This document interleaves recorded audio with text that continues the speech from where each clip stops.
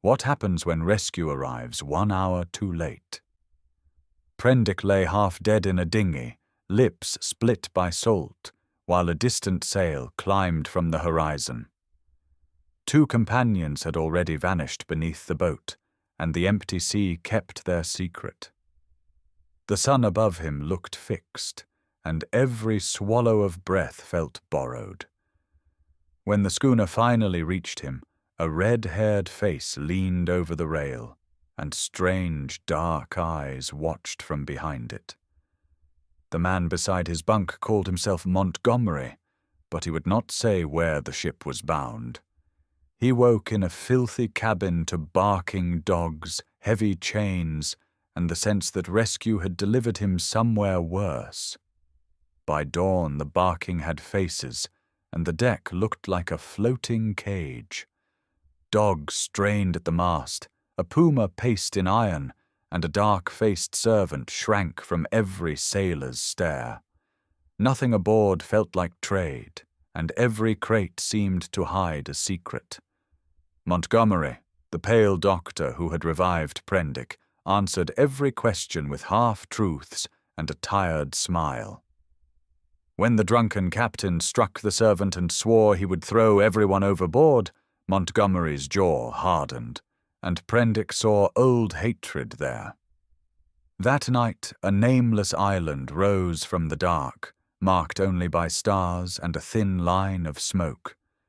The smoke turned to heat and stone by morning. Prendick was nearly left adrift again before a broad, white-haired man allowed him ashore with visible reluctance. The broad man introduced himself as Moreau, only after he had refused a single friendly answer.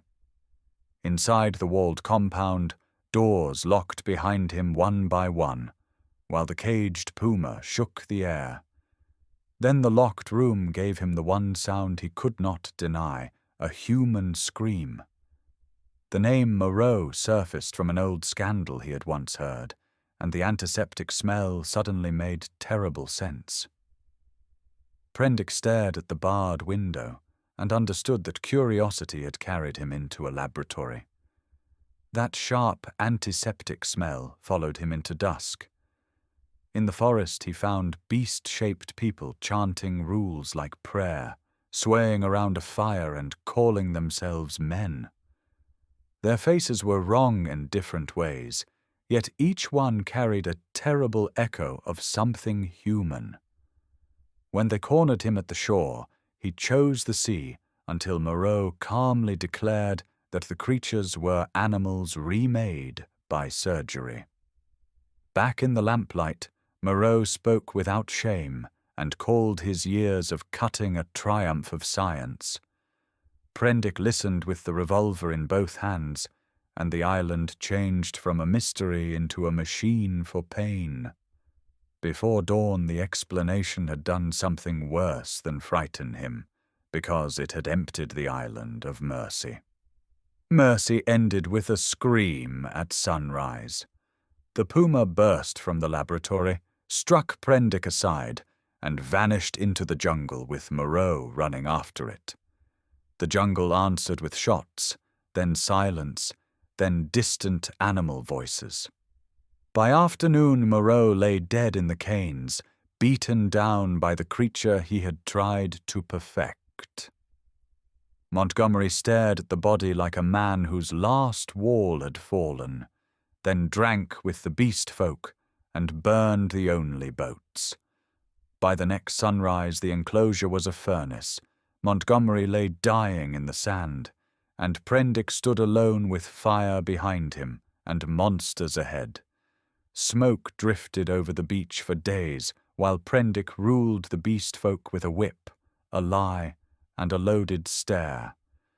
But the law kept fraying, and each month their speech bent lower, their backs curved deeper, and the animal pushed through the human mask.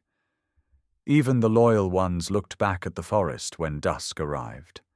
He built one raft that collapsed, then found a drifting boat crewed only by corpses and pushed to sea before the pack reached him.